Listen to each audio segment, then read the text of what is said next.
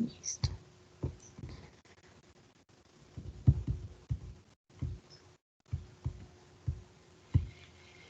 Muy bien. A ver, ¿logran ver las diapositivas? Sí, doctora. Perfecto. Muy bien, entonces esta semana nos toca ver cómo se realiza el diagnóstico microbiológico de lo que son los bacilos, actinomyces y Clostridium. Vamos a empezar hablando acerca de lo que es el género Bacillus. Este género se caracteriza porque los miembros son bacilos rectos gram positivos y que tienen una característica particular de formar esporas. Los géneros que van a formar esporas son bacilos y los Clostridium, ¿no? Y de acuerdo a la forma de la espora, pues nos permite a nosotros diferenciarlos unos de los otros. Entonces, esta formación de espora hace de que estas bacterias pues sean muy resistentes a las condiciones adversas. Eso me parece que lo mencionamos al inicio del curso. Además de eso, van a presentar también flagelos. Dentro de su metabolismo son bacterias anaerobias aerobias y también anaerobias facultativas, ¿no? Entonces, la presencia de aire pues no hace de que se evite la esporulación, ¿no? No tienen problema con estar desarrollándose en pequeñas cantidades de aire. Este tipo de bacterias nosotros las podemos encontrar en la naturaleza, ya sea, por ejemplo, en el suelo o de repente también en los charcos en aguas estancadas, en los manantiales, ¿no? Son algunos de los sitios donde se puede encontrar este tipo de bacterias. Pero lo interesante con estas bacterias es de que no solamente las podemos considerar como agentes patógenos, sino también como se han podido utilizar en la industria de la farmacia, ya que nos permiten producir ciertos antibióticos a partir de estas bacterias, como es el caso de lo que es la bacitracina y la polimixina, ¿no? Y también se utilizan para otro tipo de producción.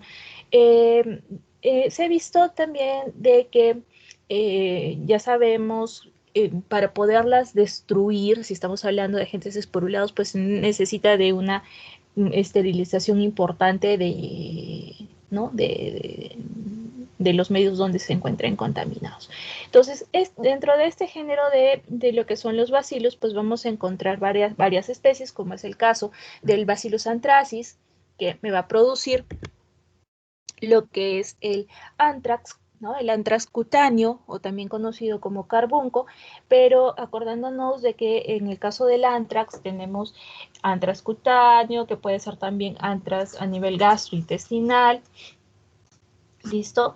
Y en estos casos se considera al anthrax como una enfermedad también de bioterrorismo, ¿no? Porque se ha visto, bueno, hace algunos años, sobre todo en los Estados Unidos, hubo digamos, como ataques de bioterrorismo en los cuales se enviaban sobres que contenían las esporas de bacilos, ¿no?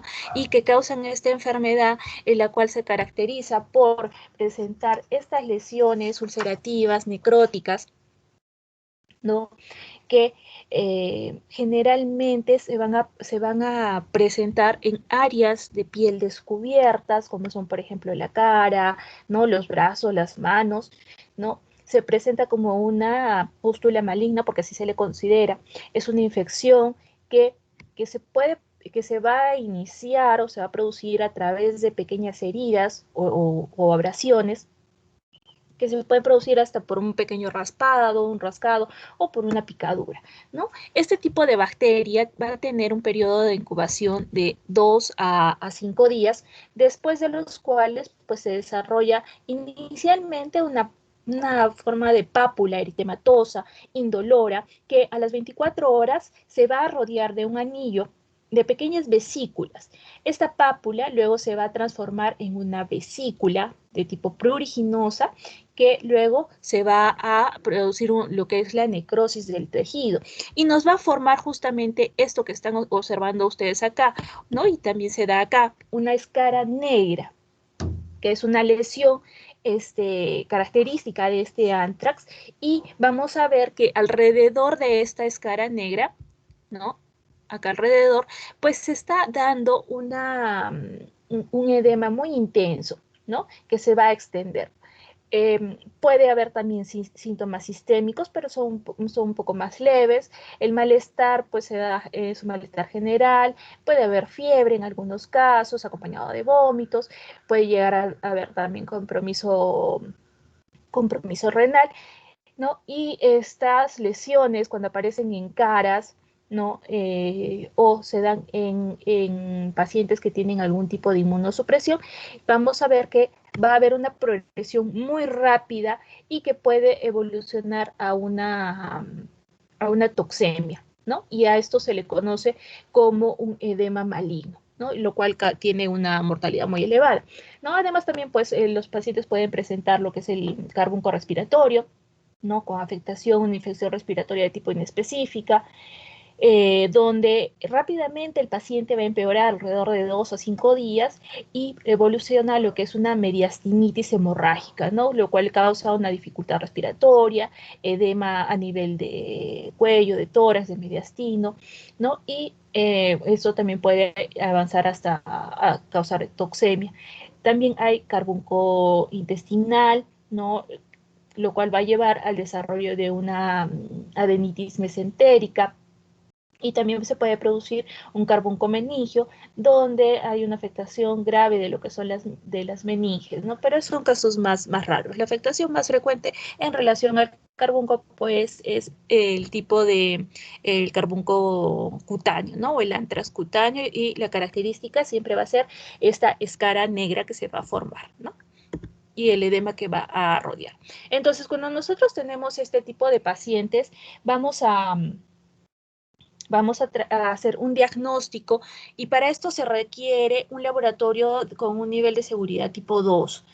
No es cualquier laboratorio, debido a la alta contagiosidad y alta infecciosidad de la bacteria. Entonces, se toman las muestras clínicas, ¿no? Según la presentación que tengamos, ¿no? Se puede tomar muestras de la piel, o en el caso de muestras de tracto respiratorio o gastrointestinal, ¿no? Dependiendo de la presentación que vaya a tener nuestro paciente. Y vamos a ver, por ejemplo, en el caso del anthrax cutáneo, la vesícula se indica que es la mejor muestra, ¿no? Y para tomarla nosotros utilizamos un hisopo, y vamos a apretar la vesícula, pero una vesícula que se encuentre intacta, que no haya reventado, que no esté abierta, ¿no? También se puede tomar muestra de esta escara negra, ¿no? Pero lo que se toma es la parte final de la escara sin removerla, ¿no? Porque la parte más central, lo único que a veces yo voy a encontrar es tejido necrótico, y la mejor, digamos, la mejor área siempre va a ser la parte periférica. En relación a si tenemos el carbunco pulmonar, pues la muestra de esputo en la primera etapa de la enfermedad es de donde tenemos una mejor muestra, y este esputo lo llevamos a un examen directo, y también podemos hacer cultivo. Vamos a cambiar. Listo. Se puede hacer también hemocultivos. Lo ideal es después del día 2 hasta el día 8 de exposición, y antes de empezar el tratamiento antimicrobiano, porque una vez iniciado el tratamiento, pues la cantidad de bacterias van a disminuir y va a ser un poco más difícil hacer hemocultivos. Si es gastrointestinal, pues se puede hacer un coprocultivo, que sería la muestra ideal tomada en la primera etapa de la enfermedad, y se utiliza agar especial, que es un agar feniletilalcohol, ¿no? Y si fuera, por ejemplo, un carbunco meningio, ¿no? Una muestra de punción lumbar para obtener líquido cefalorraquídeo y poder hacer los exámenes correspondientes. Entonces, cuando nosotros hacemos la muestra de Gram, la tinción de Gram, como les dije inicialmente, son bacilos Gram positivos, ¿no?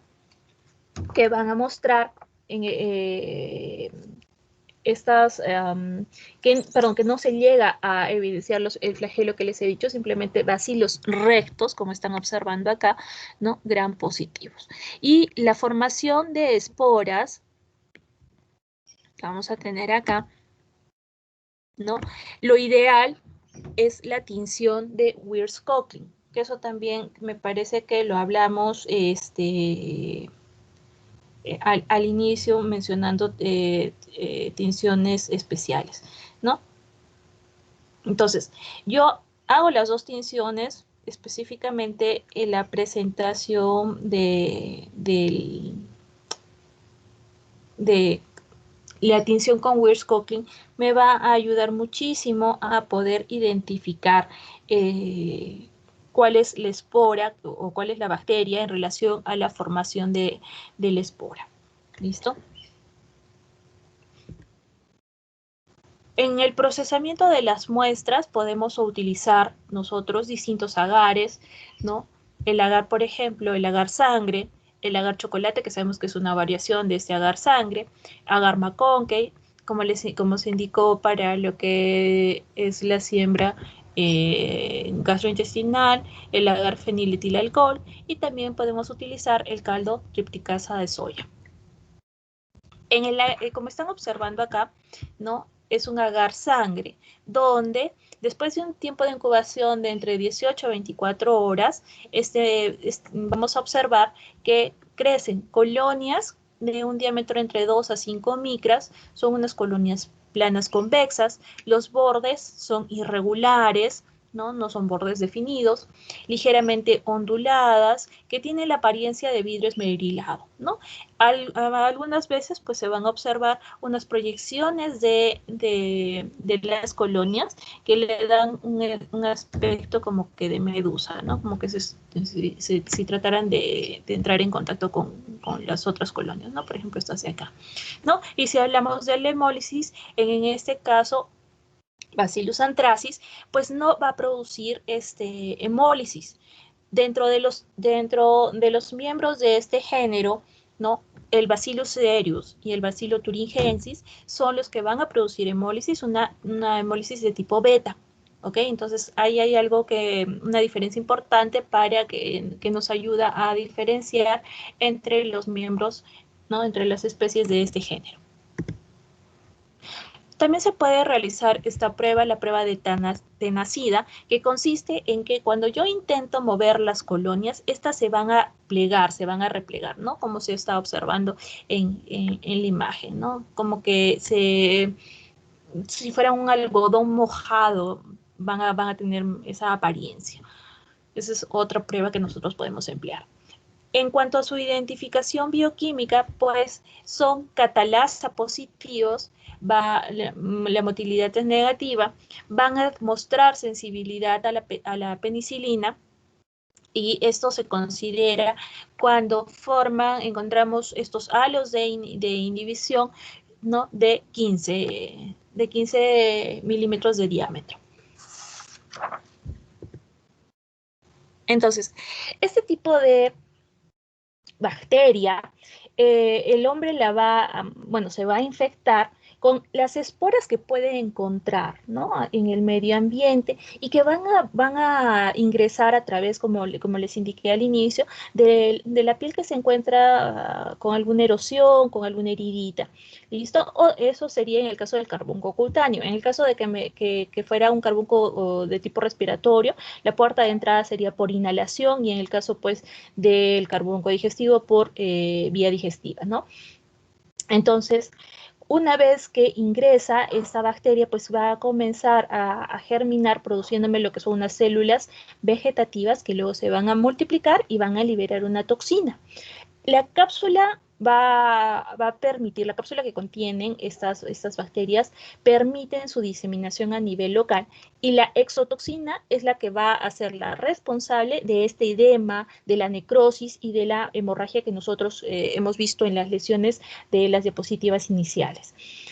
Entonces, en cuanto a la presentación cutánea, ¿no? La lesión va a afectar principalmente lo que es el tejido subcutáneo, ¿no? En cuanto a las lesiones respiratorias, principalmente lo que se ve es de que estos microorganismos van a ser fagocitados por los macrófagos y transportados al mediastino, donde dan lugar a la afectación principal, que es la mediastinitis hemorrágica, ¿no? Y en el caso de la presentación digestiva, estos microorganismos van a invadir, van a ulcerar la mucosa intestinal, van a llegar a los linfáticos mesentéricos y me van a causar lo que es una adenitis hemorrágica con ascitis. Entonces, importante considerar cuál ha sido la puerta de entrada, ¿no?, para el desarrollo de cualquiera de sus presentaciones, ¿no? Además de eso, hay que considerar que este tipo de microorganismos pues, pueden diseminarse o propagarse por vía linfática, ¿no? Y el cuadro pues, empeora cuando el paciente desarrolla toxemia y bacteremia.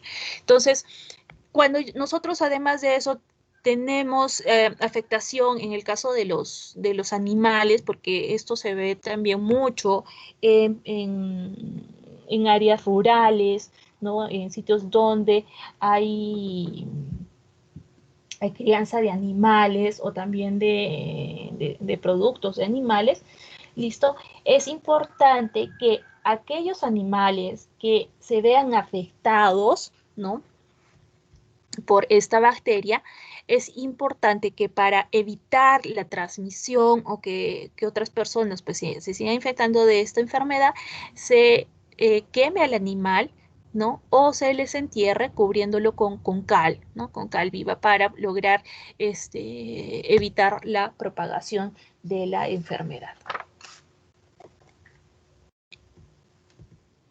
Igualmente, les dejamos ahí un videito. La otra cosa que también me olvidé de mencionarles en relación a la prevención y profilaxis es de que siempre se recomienda al personal que maneja pues, este tipo de animales que siempre cuente con protección, utilice guantes, utilice mascarillas, ¿no?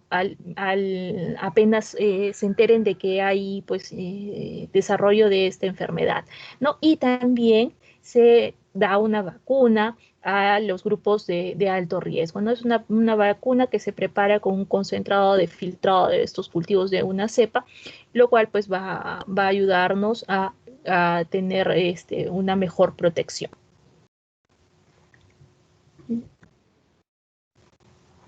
Muy bien. Luego tenemos esta otra especie, otro género que son los actinomyces. Estos actinomyces también son bacilos gram positivos que pueden formar cadenas o filamentos. En este caso, vamos a ver que van a ser o que van a producir una enfermedad que es la actinomicosis cervicofacial, que con afectación a nivel cutáneo, a nivel de la cara, también puede haber afectación a nivel torácico, a nivel abdominal. Entonces, estos actinomyces son considerados bacilos que tienen filamentos que pueden ser ramificados, que no me van a formar esporas, a diferencia de lo que hemos visto con la presentación anterior, que son anaerobios y aerobios facultativos, que además de eso son catalasa negativos, ¿no? Solamente hay una especie de actinomyces que es catalasa positivo. ¿Listo? Y que en estos casos, los actinomyces, vamos a ver de que para poderlos encontrar, ¿no?, van a encontrarse como parte normal del tracto gastrointestinal, tanto en hombres como en animales, colonizando lo que es la orofaringe, lo que son los dientes, lo que son las amígdalas, y pueden llegar hasta encontrarse en el intestino distal, ¿correcto? Entonces, puede ser parte de la flora normal, ¿ok?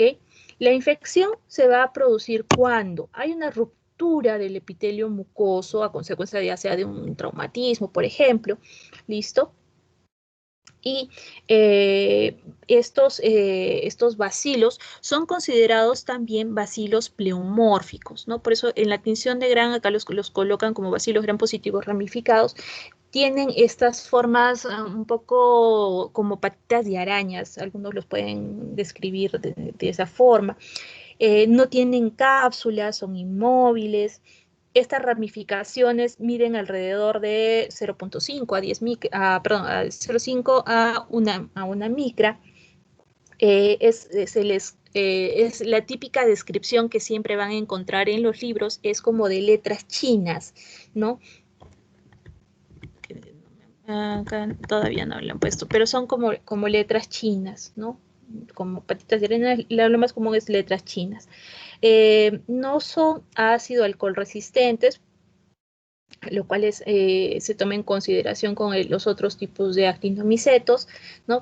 Porque ahí dentro de lo que son los actinomicetos, ustedes van a encontrar actinomices, y nocardia, el actinomicetoma, por ejemplo, pero para la diferencia se toma en cuenta el ácido alcohol resistente.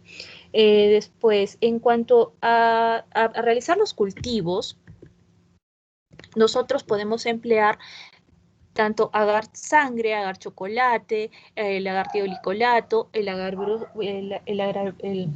brusela, y frente a todo esto necesitan un requerimiento de oxígeno variable dependiendo de la especie de actinomices, ¿no? Tenemos, por ejemplo, el actinomices israeli, el actinomices propionica, después el actinomices neuslundi, que son, digamos, los más comunes, pero en relación al que más se mira causando afectación es el actinomices israeli, ¿no? Entonces, este tipo de bacterias necesitan alrededor de un 10%, si no me equivoco, de CO2 en su atmósfera de anaerobiosis para poder crecer. Es un poco complicado el poderlos hacer crecer en medios de cultivo, ¿no? Entonces, pero existen otras formas de que nosotros los podemos también diagnosticar, ¿no? Utilizando, por ejemplo, pruebas antigénicas. En relación a su identificación bioquímica, ya les mencioné, ¿no? Que van a ser catalasa negativos, solamente hay una especie que es catalasa positivos. El TSI me permite a mí ver la producción de H2S, hay sensibilidad para la vancomicina.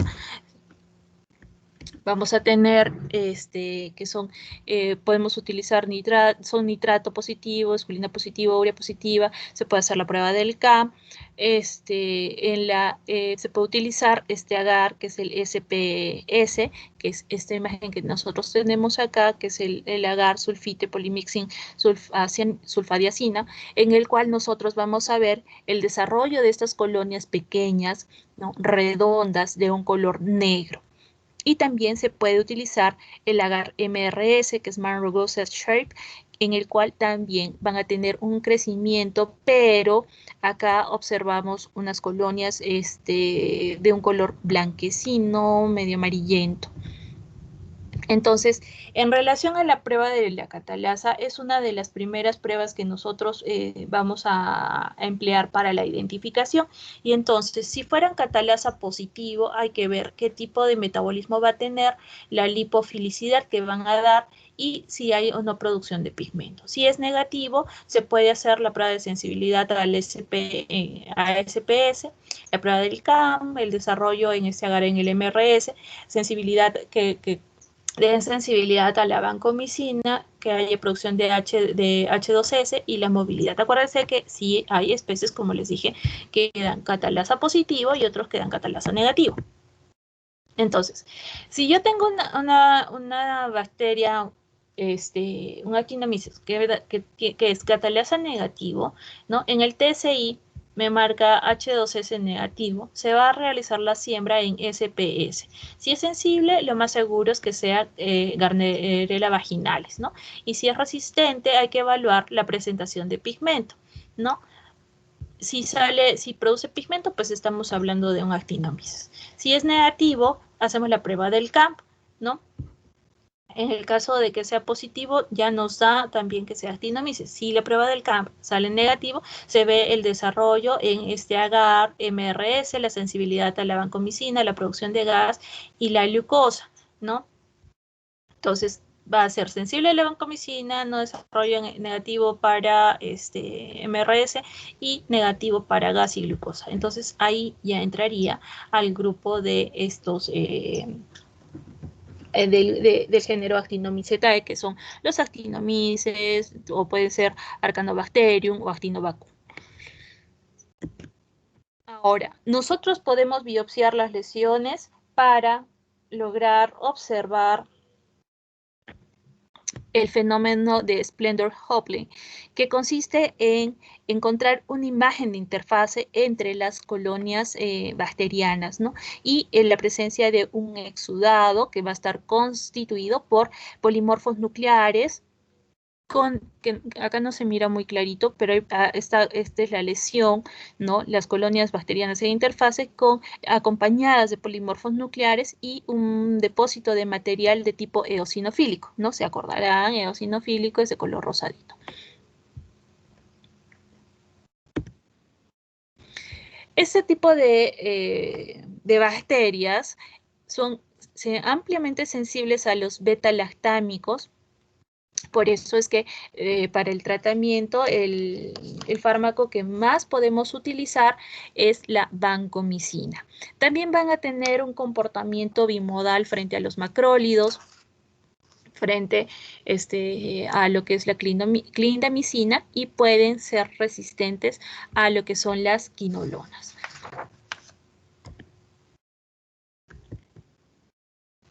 Muy bien, luego tenemos el otro género, que es el género de Clostridium.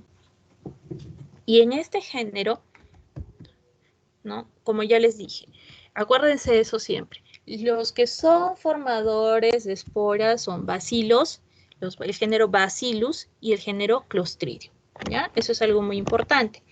Estas bacterias son bacterias anaerobias, es decir que van a crecer pues sin necesidad de oxígeno y van a tener un metabolismo de tipo fermentativo, ¿no? El oxígeno para este tipo de bacterias es muy tóxico, es altamente tóxico, y vamos a ver que para poderlos diferenciar en el laboratorio, vamos a necesitar de ciertas condiciones. Entonces, este tipo de Clostridium, vamos a ver que cuando yo los observo en tinción de Gram, van a ser bacilos que pueden ser rectos, como los que, muy similares a los que observaron con lo que es el Clostridium, pero también pueden ser medios curvos. Tienen distintos tamaños que a veces se les considera por eso como cocobacilares, hasta medios filamentosos. En el caso de la espora que van a formar, es una espora media ovalada, que generalmente se le dice que tiene forma de balón de fútbol americano, lo cual me ayuda a diferenciarla de lo que es Bacillus, que tiene la espora tiene una forma que a veces se le considera como de raqueta de tenis. Entonces, eso es algo importante al momento de que nosotros observamos este tipo de bacterias en tinción de Weir-Skocklin, ¿no? ¿Cuál es la forma que va a tener la espora para ayudarnos un poco a identificar de qué tipo de género tenemos, ¿no? Si se trata de Clostridium o si se trata de Bacillus. Dentro del género de los Clostridium tenemos distintas especies, ¿no? Tenemos, por ejemplo, el Clostridium tetani, Clostridium perfringens, que son los más comunes, junto con el Clostridium difficile. Entonces, estas imágenes que ustedes están observando acá, ¿no? Es clásico de la afectación por Clostridium tetani, ¿no? Que me va a producir la enfermedad conocida como tétanos, que es un cuadro agudo específico que se caracteriza principalmente por la contractura muscular, ¿no? Que vamos a ver, lo cual causa de que los pacientes pues tengan esta posición media arqueada, que es la posición en opistótonos, que tengan esta fascia característica, que es como sería una risa sardónica, pero que eso se da por justamente la contractura de los músculos sabemos que para que uno se contraiga el tétanos muchas veces es porque uno ha sufrido alguna herida con algún,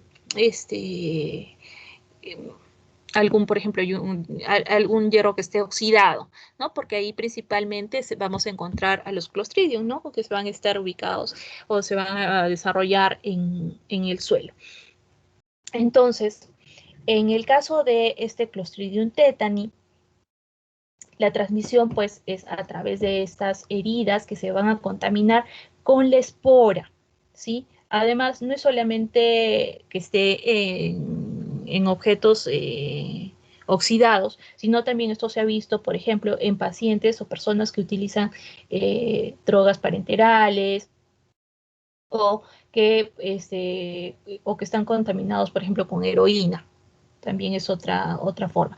Otra presentación, como la que están viendo, bueno, no les dan acá, lo que sería los cuadros de tétanos neonatal. Y eso es algo muy importante que uno tiene mucho cuidado cuando tenemos un parto. Porque, ¿qué es lo que pasa con el tétanos neonatal? ¿Qué es lo que ha pasado?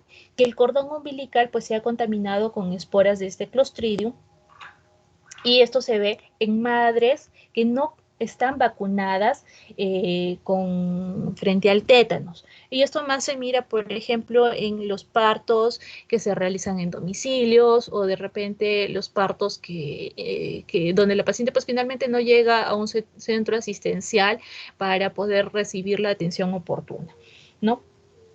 Entonces hay que tener mucho cuidado con todas esas personas que no, sobre todo las mujeres gestantes que no han recibido la vacuna o que de repente están vacunadas incorrectamente. ¿Qué quiere decir? Que de repente recibieron la vacuna hace como 20 años, ¿no? Y han tenido alguna lesión o son gestantes, es importante que reciban nuevamente el refuerzo. ¿Listo?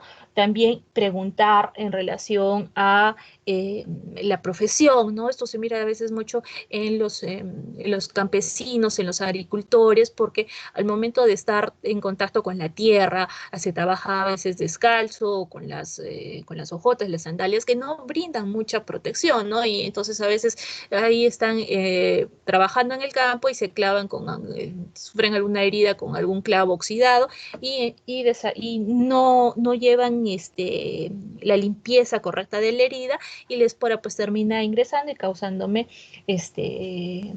¿no? Lo que sería el tétanos, ¿no? También esto se mira mucho en la gente que se dedica a la limpieza, ¿no? A la limpieza pública, los barrenderos, los que recolectan la basura, también, ¿no? Se mira de que se pinchan con estas, a veces la gente bota nomás a la basura sin tener mayor cuidado estos elementos y finalmente se termina lesionando con algún objeto que se encuentre contaminado con la espora. ¿Listo? Ahora, en el caso de el periodo de incubación, ¿no? Una vez que se ha entrado en contacto, vamos a ver que después de 4 días o hasta a veces semanas, ¿no? Se empieza a desarrollar lo que es el tétanos, ¿no? Acá la principal preocupación, aparte de la contractura que va a sufrir el paciente, ¿no? Y el dolor que esto va a causar, es también la afectación de los músculos respiratorios, ¿no? Con lo cual hay que tener mucho cuidado. Entonces son pacientes que van a estar con contracciones espásticas, ¿no? Como les dije, la postura más clásica es esta postura en opistótonos, que es la contracción de la espalda y de la contracción de los músculos extensores de las piernas, ¿no? Y la risa sardónica por contracción de los músculos faciales. Además de eso, los pacientes pueden presentar convulsiones tipo tónicas cuando hay estímulos, ya sean estímulos auditivos o estímulos visuales, ¿no? Por eso es de que a estos pacientes se les tiene en un ambiente donde no haya luz para no estimular esta contracción, donde no les alcance un ruido muy intenso justamente para evitar estos problemas, ¿no? Y cuando cuando ya llega a haber una afectación de los músculos respiratorios, pues la tasa de mortalidad va a ser muy alta, ¿no? Entonces van a necesitar ser intubados, ser manejados en una UCI para lograr ayudarlos con todo lo que es el problema respiratorio.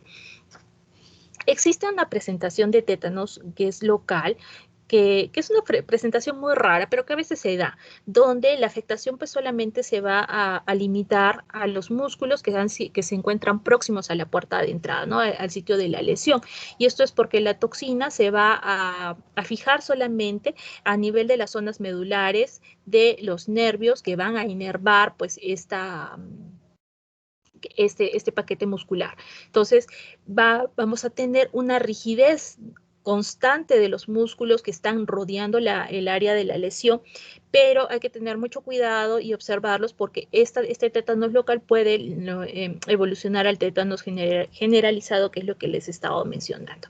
Y en relación al tétanos neonatal, el periodo de incubación es de alrededor de 7 días, ¿no? Y acá uno se da cuenta porque los pequeñitos van a tener dificultad para alimentarse, ¿no? No van a succionar bien, que digamos se puede considerar como el primer síntoma. Esto luego evoluciona a presentar espasmos musculares, irritabilidad, no van a quererse alimentar y con todo esto pues la tasa de mortalidad es muy elevada, ¿no?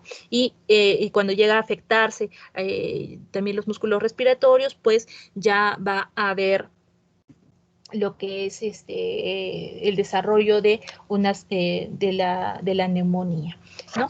Ahora, en relación al otro tipo de Clostridium, que es el Clostridium botulinum, también este tipo de Clostridium pues a veces se asocia al consumo de miel, al consumo de miel en los pequeñitos, ¿no? A veces hay la tendencia a endulzar la leche con miel, ¿no? Y entonces este tipo de bacilos gram positivos, esporulados, son toxigénicos y son anaerobios estrictos, ¿no? Igualmente son unos bacilos que son rectos y también hay algunos medios curvos. La presentación de la espora es igual, es una espora ovalada, como les dije, como balón de fútbol americano. Y la forma en la que uno se contagia de esta bacteria es consumiendo, ¿no? la espora, que la podemos encontrar también en el agua. Entonces, es una infección exógena que me va a causar lo que es el botulismo, que se considera como una intoxicación alimentaria. Bueno, que también entra dentro de esto lo que es una intoxicación alimentaria. Entonces, en el caso de los pequeñitos, el botulismo del lactante, esto lo puede afectar hasta el año de vida y está en relación, como les dije, a que los pequeñitos pues pueden consumir miel o jarabes de azúcar o de repente también haberlos expuesto a un ambiente cerrado por mucho tiempo y que esté lleno de polvo. Entonces, todos estos actúan como vectores de las esporas, ¿listo? Entonces, y esto va a ingresar al tracto gastrointestinal. Entonces, esa es una de las presentaciones. También en el caso de los adultos puede causar lo que son las intoxicaciones alimentarias, en el cual hay el consumo de alimentos, pero acá no consumimos la espora, lo que se consume es la toxina de la bacteria que ya se encuentra en el alimento. Entonces, ¿y dónde las encontramos? ¿Dónde encontramos este tipo de toxinas? Por ejemplo, en las conservas caseras, ¿no? En los alimentos que están precocinados o a veces en las conservas comerciales que han sido guardadas por mucho tiempo, ¿no? De repente aquellas conservas que ya pasaron la fecha de vencimiento, que de repente ha habido algún daño en su producción, ¿no? A veces encontramos, no sé si ustedes se han fijado, latas de conservas que a veces están medio chancadas, ¿no? Ahí hay que tener un poco de sospecha porque ha podido alterar todo el procesamiento o toda la cadena de asepsia que deben de tener. Ahora, la producción de esta toxina, qué es lo que nos indicaría? Que simplemente el procesamiento o la preparación de estos alimentos pues no han sido eficaces para evitar la contaminación por las esporas, ¿no? Ustedes saben que para hacer conservas se tiene que seguir un sistema de esterilización adecuado, ¿no? Esterilización justamente para poder destruir este tipo de gérmenes, destruir su multiplicación y por ende la producción de la toxina. Entonces, mayormente se ha encontrado, por ejemplo, en conservas de vegetales, ¿no? Que han estado por mucho tiempo almacenadas. En este caso hay que tener mucho cuidado, ¿no? A veces, sobre todo cuando dicen hay que guardar conservas, en el caso de, por ejemplo, tener la mochila de emergencia para causas de terremotos o algún evento especial, listo, siempre hay que cambiarlas, estas conservas, o fijarse en la fecha de caducidad. Eso es algo muy importante, ¿no? También se puede producir lo que es un botulismo de heridas cuando a una herida pues se va a ver infectada por las esporas de esta bacteria. En relación a la intoxicación alimentaria que hemos estado hablando, esta toxina que se ha producido es un tipo de neurotoxina que va a ser absorbida pues a nivel del tracto gastrointestinal, ¿no? Específicamente a nivel de lo que es el intestino delgado. Entonces, en este tipo de intoxicación va a tener un periodo que puede ser de unas cuantas horas, hasta puede tener un periodo de incubación de 10 días, ¿no? Y en el caso del desarrollo del botulismo, es un poco más rápido, ¿no? A veces dura hasta menos de 24 horas. El diagnóstico, bueno, pasemos a lo que es el Clostridium perfringens, que en este caso igualmente, ¿no? Si nosotros vemos las esporas, van a seguir presentando la misma descripción, ¿ok? Este tipo de Clostridium lo que nos va a producir es lo que se llama la gangrena gaseosa. ¿Y qué es lo que ha pasado en esta situación? Vamos a tener una herida que va a ser contaminada por las esporas de este Clostridium, ¿no?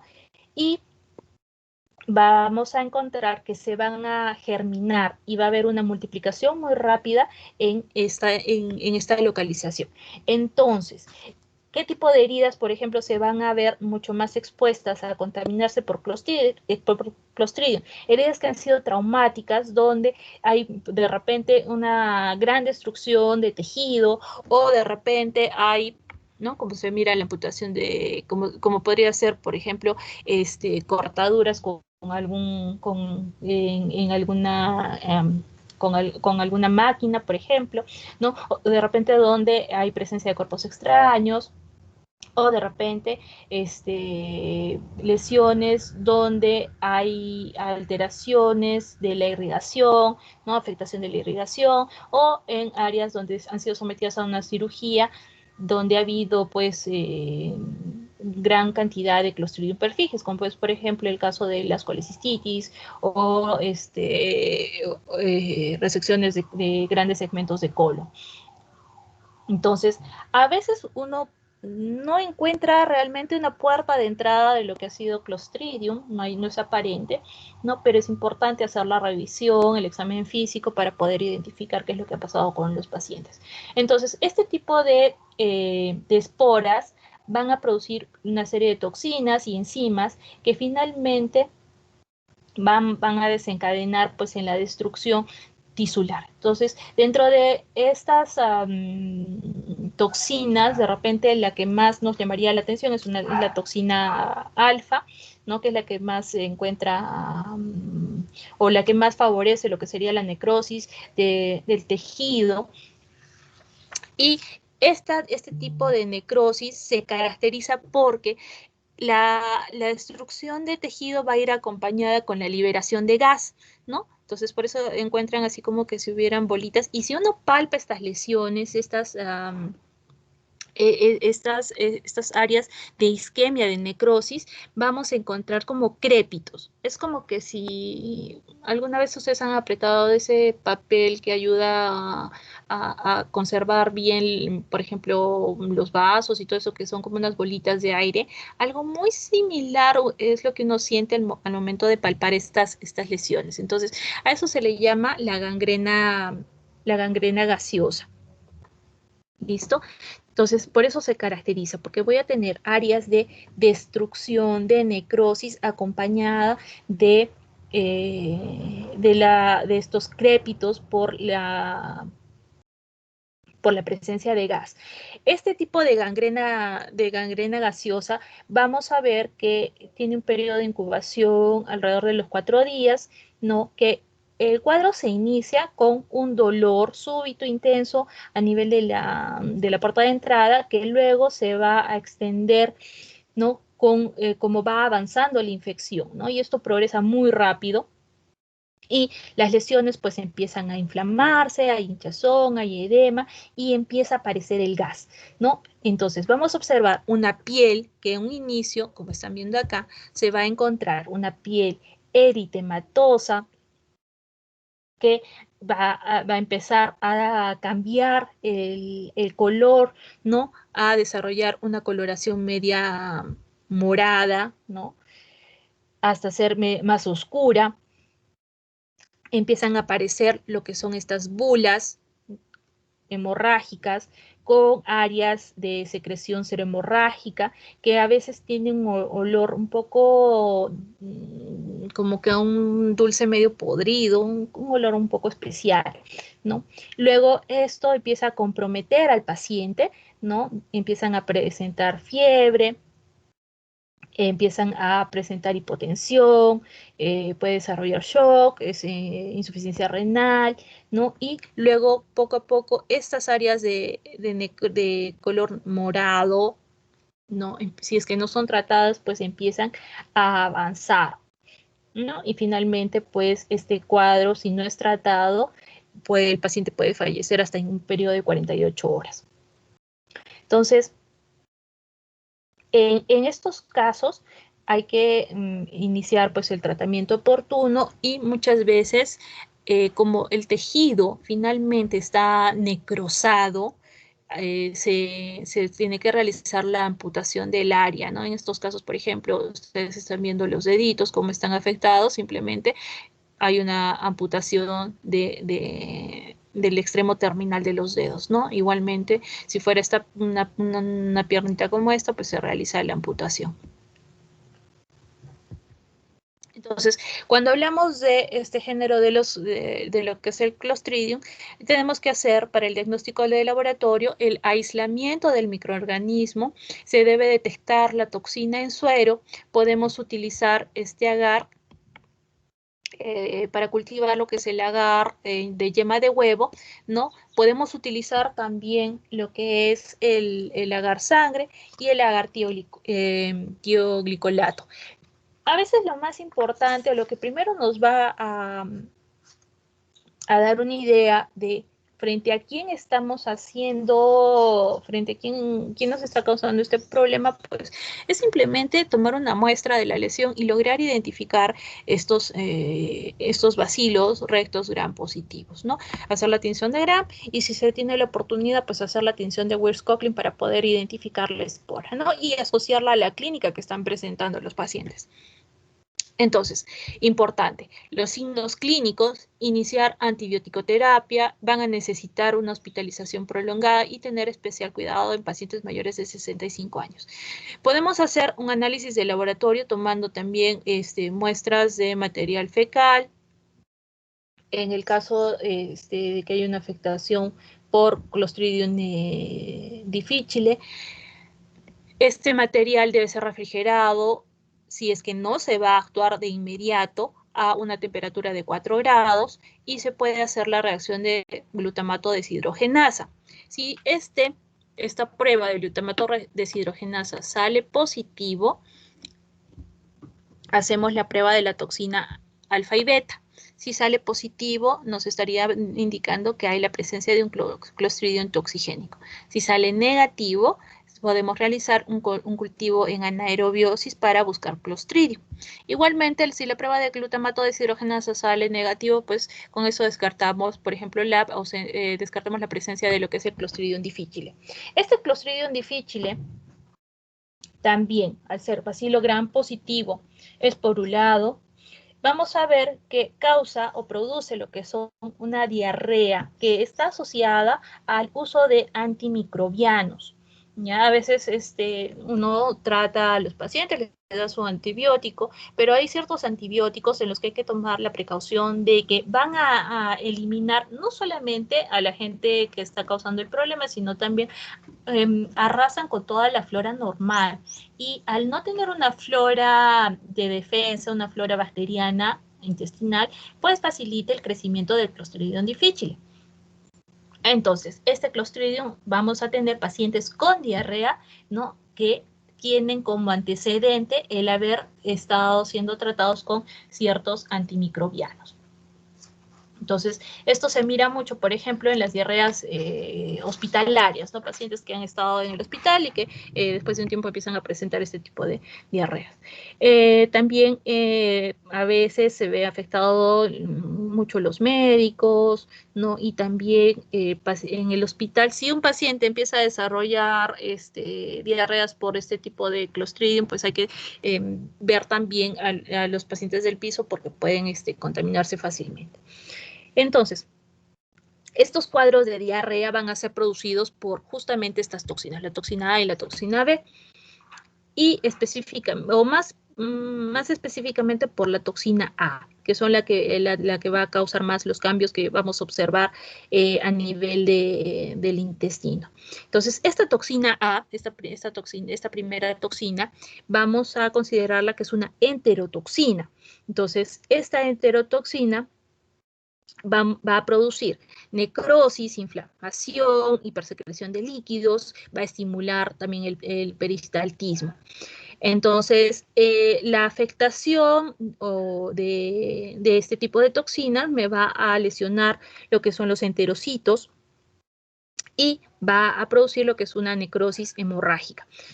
Vamos a ver además de que dentro de este tejido afectado por esta bacteria, va a haber una importante reacción inflamatoria, ¿no? Si yo tomo de repente una muestra, voy a encontrar gran cantidad de polimorfos nucleares, de neutrófilos, ¿no? En estas lesiones. Entonces, estos enterocitos afectados van a producir una hipersecreción, también puede estimularse el sistema nervioso entérico, a aumentar lo que es el peristaltismo, ¿no? Y pues finalmente contribuye a lo que es la producción de la diarrea. En relación a la toxina B, es más una citotoxina, que también ayuda pues con la afectación o la destrucción de estos enterocitos. Entonces, para eso es, eso es en relación al Clostridium difficile. En caso del Clostridium botulinum, el cuadro que se va a presentar hay que confirmarlo mediante el diagnóstico microbiológico. Ya les hablé de la intoxicación alimentaria, donde podemos hacer la detección de la toxina presente en los alimentos, en el suero o en las heces de los pacientes. El botulismo de la herida, también podemos detectar la toxina en suero o en cultivo, utilizando como muestra los que son los exudados o también muestras de tejido. Y lo que es el botulismo del lactante, también se puede detectar la toxina y también se puede hacer cultivo de heces o de alguna otra muestra gastrointestinal. En el caso del Clostridium perfringens, hay que obtener muestra de las lesiones, hay que tener en cuenta las características clínicas que nos permiten hacer la sospecha de que está siendo afectado por este Clostridium, ¿no? Lo cual nos va a ayudar a instaurar lo que es el tratamiento antimicrobiano rápido, que es importante. Realizamos la confirmación de nuestro diagnóstico con la tinción de Gram o haciendo cultivo. Y en el caso de las intoxicaciones alimentarias, pues hay que buscar estas bacterias, ya sea en los alimentos o en las heces, ¿no? Y se puede también tratar de buscar lo que es la enterotoxina en las heces. Las esporas se encuentran en casi todos los alimentos crudos, el suelo, el agua y los excrementos. Entonces, por eso hay que tener mucho cuidado cuando uno se expone, sobre todo, a áreas que han estado cerradas por mucho tiempo, que no han sido limpiadas adecuadamente y que de repente son áreas rurales, ¿no? Que es donde se mira más esto. En el caso del diagnóstico del Clostridium difficile, se puede hacer también el estudio de la citotoxicidad, ¿no? Ver la presencia de estas toxinas que les he mencionado, la toxina A, la toxina B. Se puede hacer enzimo inmunoensayo con ELISA, se puede hacer prueba de aglutinación en látex para poder detectar los antígenos de Clostridium difficile y también se puede hacer inmunocromatografía, ¿no? Entonces se pueden utilizar estos kits para hacer la detección de lo que el diagnóstico de las toxinas. Y obviamente la tinción de Weirs-Coughlin, ¿no? Y la tinción de Gram, ¿no? Es ver estos bacilos gram positivos y en el caso de la tinción de Weirs-Coughlin, como les dije, las esporas que tienen esa apariencia de balón de fútbol americano, ¿no? Ahora, en relación a la forma de cultivo, es muy complicada. Utilizamos las cámaras o las jarras de cultivo en anaerobiosis, donde acá sometemos los agares o todo lo que los agares que van a las placas Petri que contienen los cultivos, ¿no? Con una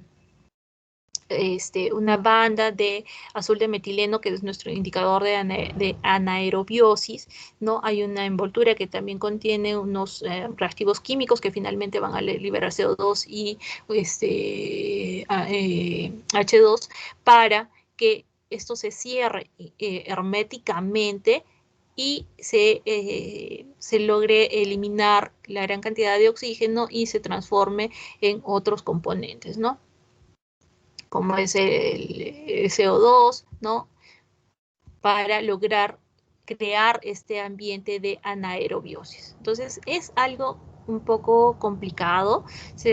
Pocos laboratorios cuentan con estas cámaras de anaerobiosis. Me parece que en los laboratorios de la universidad sí hay estas cámaras, pero es un poco complicado el lograr el aislamiento, el lograr que crezcan estas bacterias, ¿no? Entonces, a veces es mucho más fácil hacer la detección de las toxinas, ¿no? Mediante estos kits rápidos o simplemente la tinción de Gram con la tinción de Weirs-Coughlin, que nos ayudan muchísimo, porque lo más importante es hacer la correlación con la clínica, ¿no? Y lograr instaurar rápidamente el tratamiento de estos pacientes, ¿no?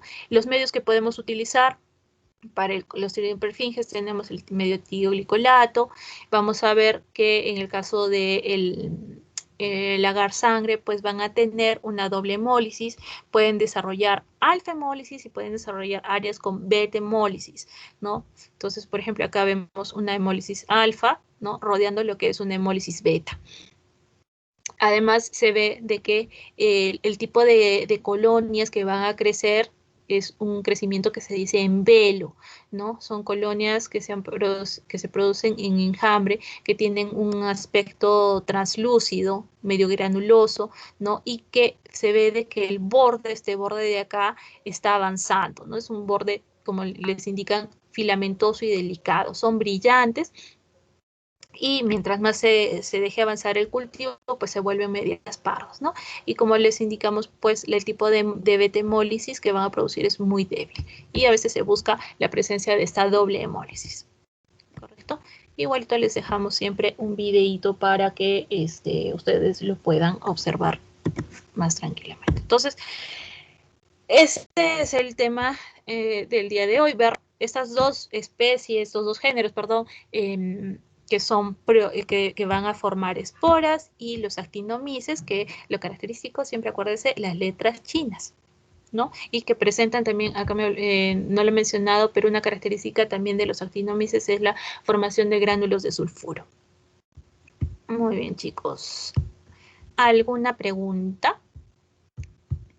Ha sido, creo que una